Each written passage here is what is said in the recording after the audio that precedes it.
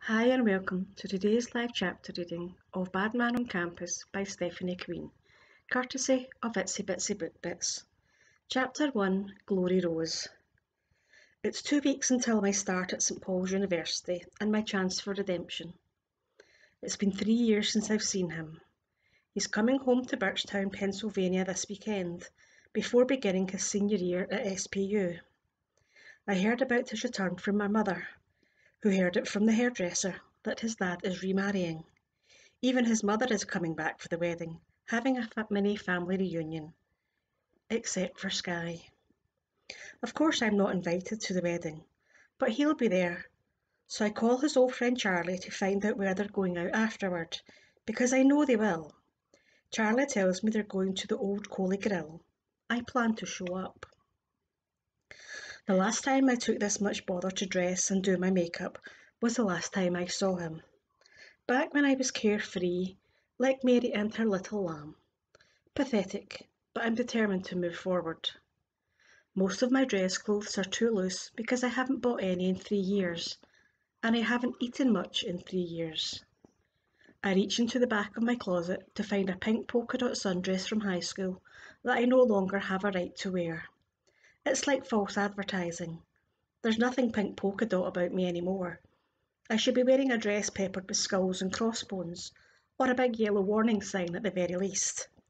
Note to self, go shopping soon to update my wardrobe to reflect my new status as damaged and dangerous.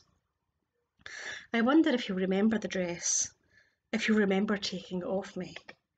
The heat of anticipation runs through me, but on its heels comes a cold frost warning me not to count on the flowers blooming today. They're elusive little buggers, like gay pink polka dots, an illusion. With no idea how this night will go, how he will react to seeing me, I only know I need to try. Because I'm tired of being sad and lonely and full of self-pity every night. I don't know how my parents even stand me. No wonder they're happy I'll be leaving for St Paul's soon. The adventures I'd planned 3 years ago, delayed by stupid good intentions, fate and poor decisions, not to mention the death of my best friend.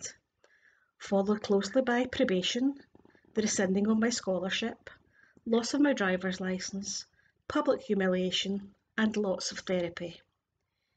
Picking up the old tube of his favourite peony pink lipstick, I open it, my hand shaking. Steady, girl, I apply it, managing not to turn myself into a clown. Then fluff my hair, the gentle curls falling where they will, the way they always do, and I stand. My strappy white sandals are out of date, but I need the 3-inch heels because I want to be able to kiss him on the lips if I have the opportunity. I'm tall at 5'7", but he's very tall. Something in my gut flutters and I laugh out loud at myself, a half amused, half derisive sound. Picking up my small bag, I throw the strap over my shoulder and run down the stairs. My parents are already gone out, so I leave them a note. I text them, but it'd be a waste of time since they're text illiterates. I tell them not to wait up, but I don't go into details. I don't know what the details are anyway.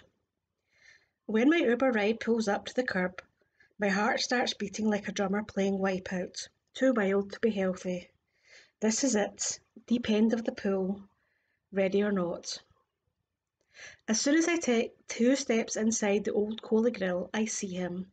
It's like looking at a mirage and I'm dying of thirst and he's a big blue lake. Case Jennings was my high school sweetheart, the love of my life. Still is. If I let my heart have a say, let the wounded vestiges of my emotional capabilities try to function even a little. Like an old rusty motor trying to start and sputter, I feel it. That spark of pure heart-pounding joy at the sight of him. Who knew my battered heart was still so capable of anything but weeping and despair? He looks larger than life, bigger than I remember him. Or maybe I shrunk. My estimation of myself is smaller, though I'm working at pumping air back into the life I once had. Case's hockey god muscles fill out the dark t-shirt that he's wearing. Frozen for an instant by flooding memories, comparing them against the reality of him now, I almost drown in the emotions. Maybe this was a mistake. He turns his head and I step out of his line of vision, not wanting him to see me.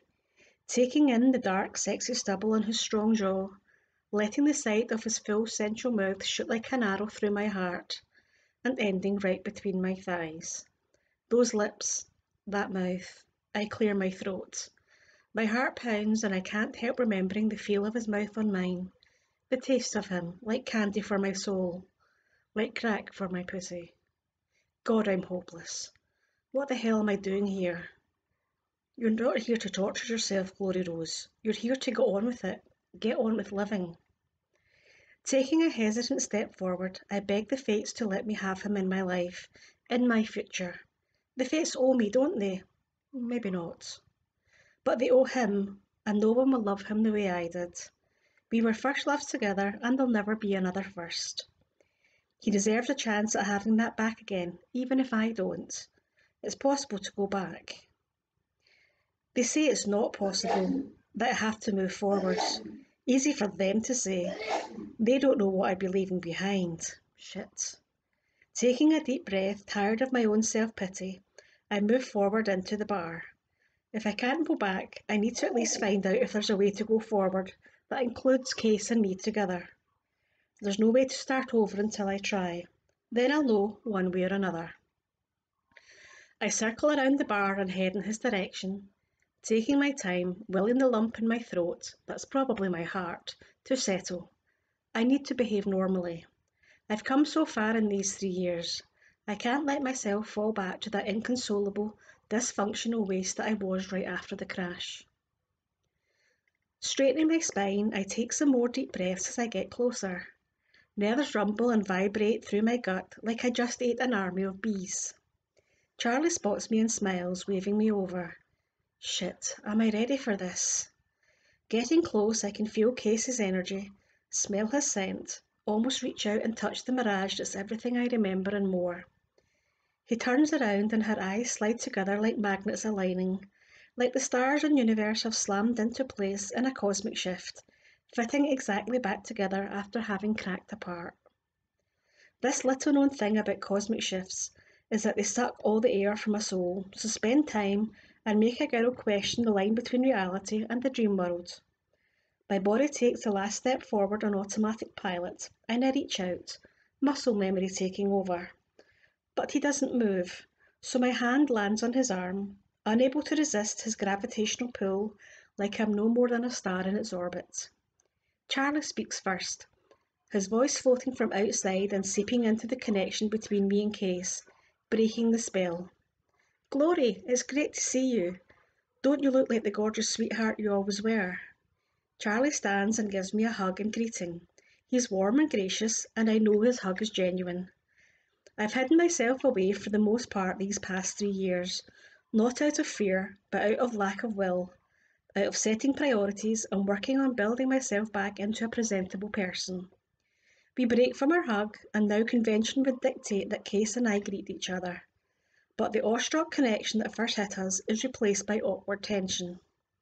This is my show and my time, so I throw myself into the deep end again.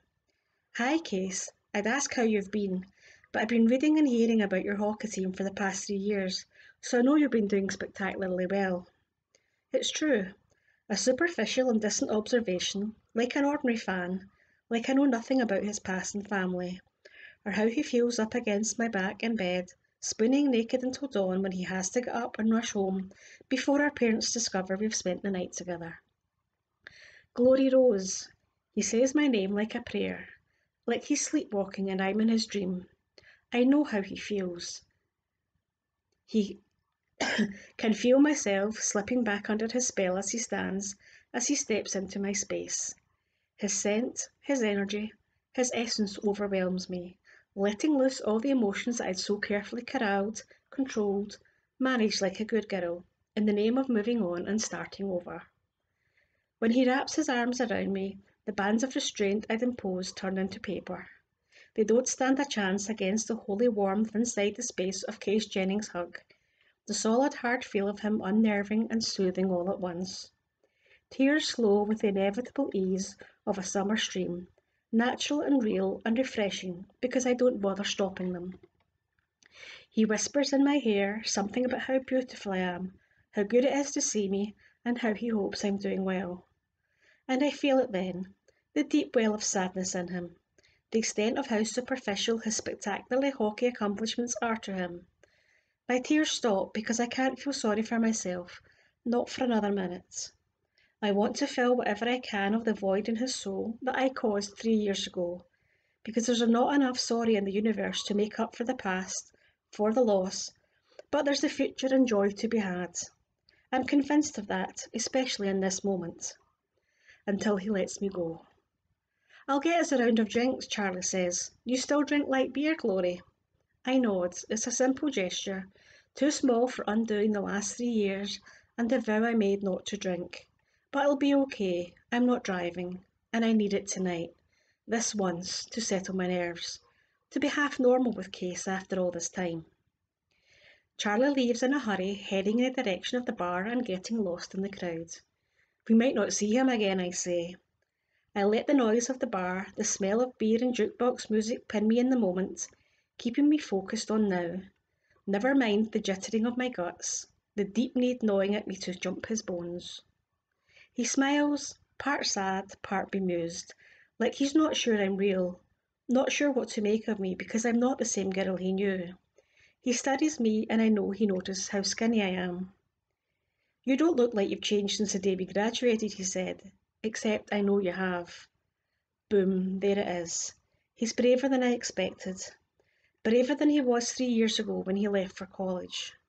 But the wounds were too fresh then to talk. My smile falters. I'm skinnier, I say, not so bravely. Then I suck it up. No, you're right, I have changed. I've come a long way. Time, hard work helps. Needing to move on, to think of my mum and dad and deal with life. He nods. I'm so sorry, Glory. You? Sorry? For what? You did nothing wrong. Of all the things he could say, this is worst of all, and it makes no sense. Yes, I did. I should have supported you, been there for you. I should have called you yesterday when I got here. He pulls his phone from his pockets, taps and scrolls and shows me the unsent text. To me. I was too chicken to send it. Too fucking chicken shit to call or knock on your door. I scoff, make a harsh sound in my throat. Don't be ridiculous, Case. Why should you? I shouldn't have left you on your own all these years. You did the right thing. You were the one hurt through no fault of your own. I stole.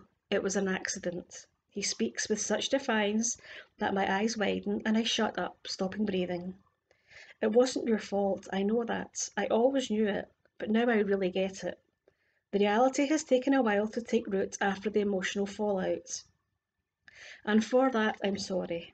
I wish I could go back and be stronger for you. No, no need, no going back. I don't believe I say the words, but it's clear to me now. He's not the same boy I knew anymore, then I'm the same girl he knew. Whatever we had is gone, dispersed like a pile of fairy dust hit by a nuclear bomb. Charlie comes back with the drinks, and I barely stifle my urge to down the whole glass of white wine like it's a shot of whiskey. Maybe I should have ordered a whiskey, but I haven't changed that much.